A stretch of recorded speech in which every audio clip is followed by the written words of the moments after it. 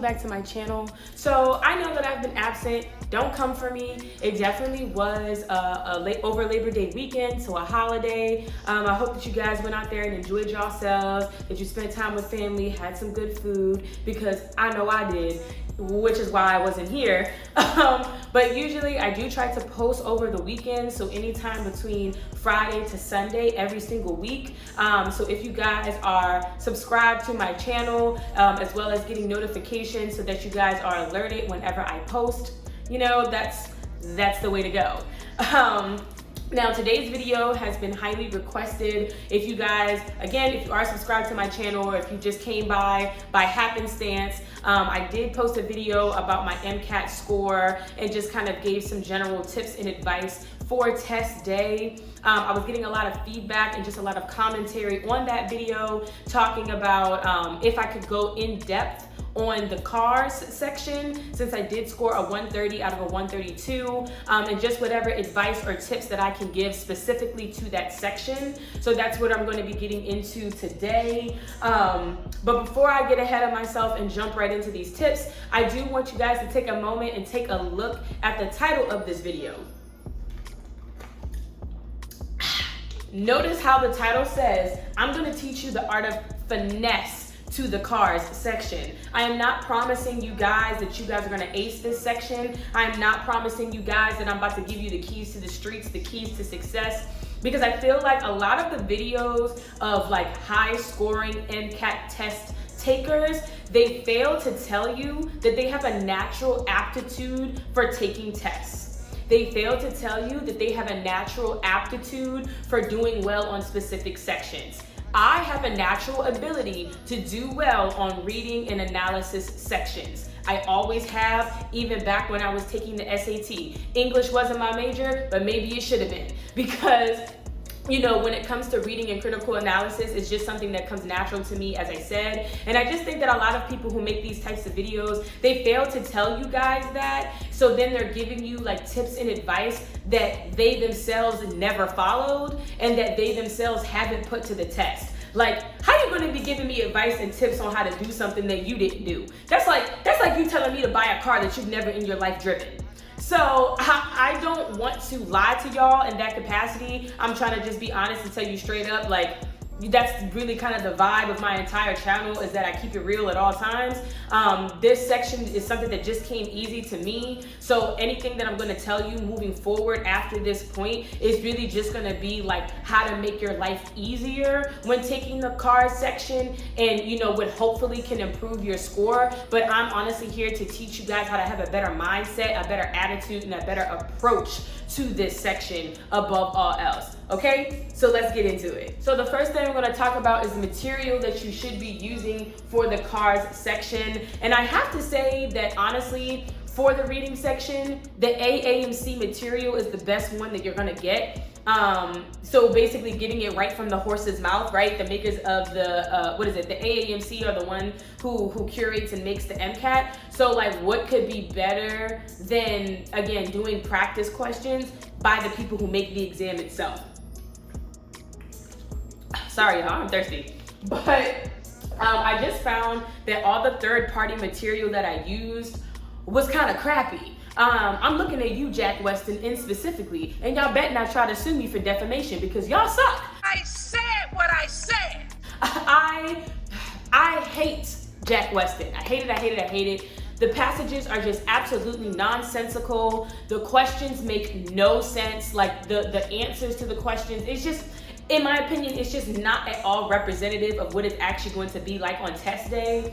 I want to say that I would maybe get like 2 questions correct per Jack Weston passage, and yet the lowest that I've ever scored on an AAMC like question bank for the reading was a 129 out of 132. And then, like I said, on test day I got a 130. There were times that I even got a perfect score. So it's like, how am I doing so well on the content that's actually like the exam, but I'm doing so piss poorly with a third-party platform?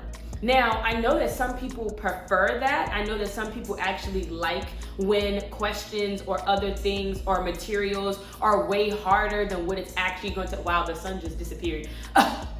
I know that some people like it when it's harder, so they prefer to do kind of like a deflated type of practice. I suppose, I mean, if that's what floats your boat, if you feel like you rather just, do the hard route and then come test day, you're like, sigh of relief, this is so much easier. But I kind of feel like that's not really good for the reading section, because the reading section is so intuitive. It is about rationalization and really just talking to yourself. So I kind of feel like if you're used to, or if you're trying to practice using these nonsensical, difficult passages, you're probably employing a lot of strategies and other reading methods that are going to be too much for the actual test material. So basically, like, you're going to be doing too much. You're going to be getting onto the passage, utilizing all of these methods and these plans because that's what you've been doing, and then realize that you've kind of, like, you overthought it, basically. So I personally just wouldn't recommend Jack Weston.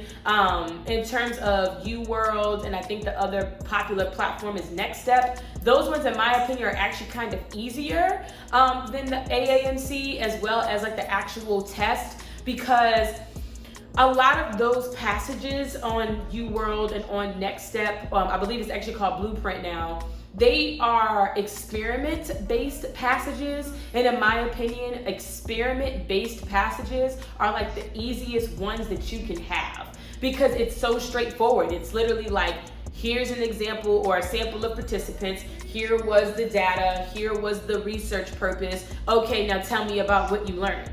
It's very straightforward. There's nothing really to analyze. It's really just a matter of, did you actually read the passage? So I feel like too many of those makes for a too easy study day. Hey y'all, I actually need to pop back in here and say that I forgot to mention what types of passages to look for, since I mentioned that experiment-based passages are kind of the easier ones.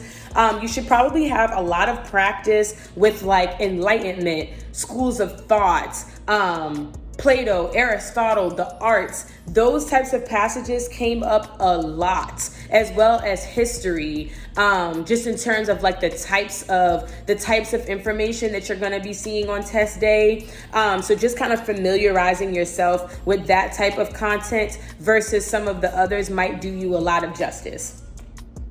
So again, I would really just stick with the AAMC and the question banks from the actual like portal, the AAMC or the one AAMC portal.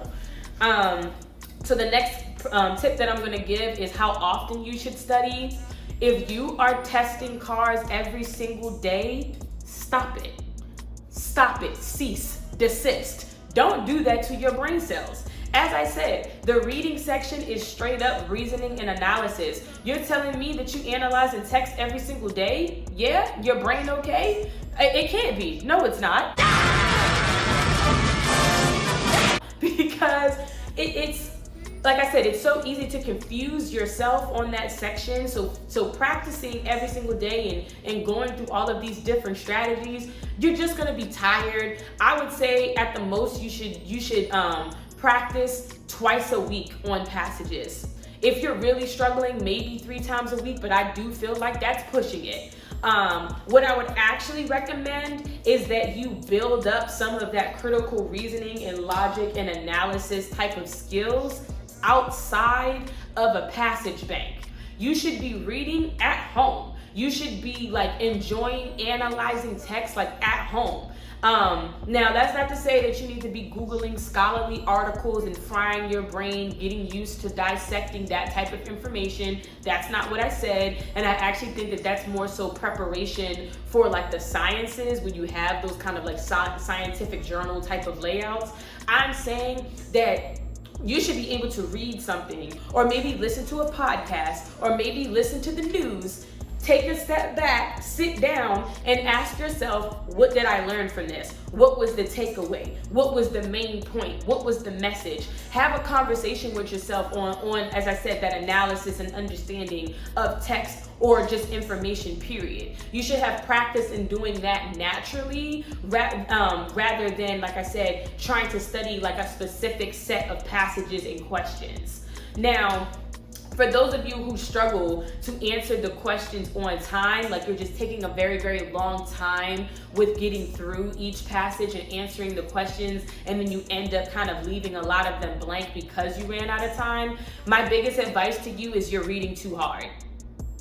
No, seriously. Like, I think that's something that can happen when you're reading in general, like you start doing too much, when really you should just read it as if you are just casually opening up a newspaper. And as I said, get used to talking to yourself and asking yourself questions of, what was the main goal of this passage? What did I even just freaking read? Put it in layman's terms. Like, I know for me, I'm sure that you guys can kind of tell through the video how I talk and how I move. I'm a little bit city. So I know that for me, I'll read a text and be like, all right, so boom, this is what it said. So-and-so believes this and believes that because at the end of the day, it means this.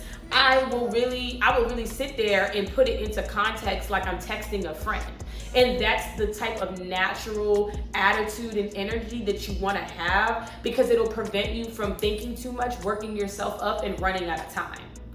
Now, another piece of advice that I have for the reading section is just not to take it too seriously. That kind of coincides with what I just said, the point before. But when I say not to take it too seriously, I mean, honestly, after you get done that first section on test day, that first science section, you either walk away feeling great or you walk away feeling like you got gut punched. So when you go into the reading section right after that, it's easy for you to feel super tense and feel like, man, like, I gotta get this section right.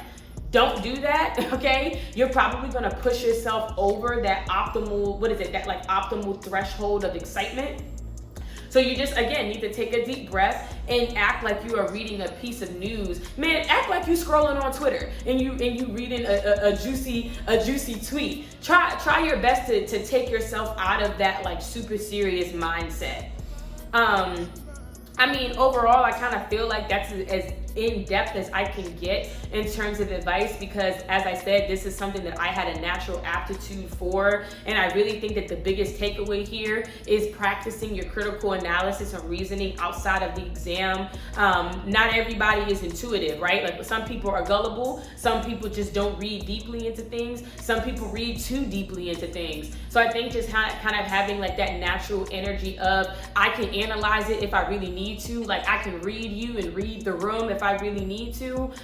Getting that kind of habit into your daily life, as I said, by reading, by watching the news, things like that. I think that's the best way that you can prepare for this section of the test. Honestly, that's probably the best advice that I can give for the exam period, is that a lot of these kinds of non-tangible skills that you can input and implant into your daily life and your daily attitude, you should, and that's the method that you should use, versus, as I said, like studying a specific set of text or studying specific problems. You know, it really is about approach.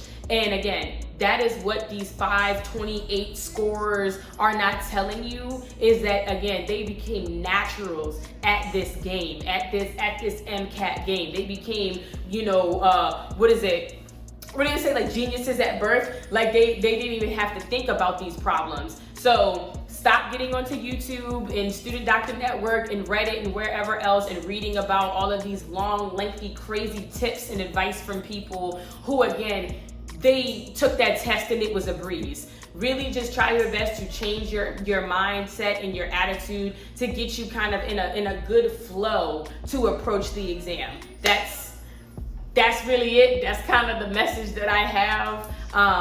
The next set of videos that I'm probably going to roll out will be related to my interview prep. I actually have a mock interview set up for either tomorrow or Friday. I have to check to see what the person told me. And I'll probably, like I said, come back on here and let you guys know how that has been for me, my takeaways, what I've learned, because I do kind of feel like I'm not as prepared as I would like to be interview-wise. So, like I said, this is a candid and honest and upfront channel, and I really hope that you guys enjoyed today's video. Don't forget to like, comment, and of course, subscribe, share, all of that good stuff. Show me love just as much as I hope these videos are showing you love.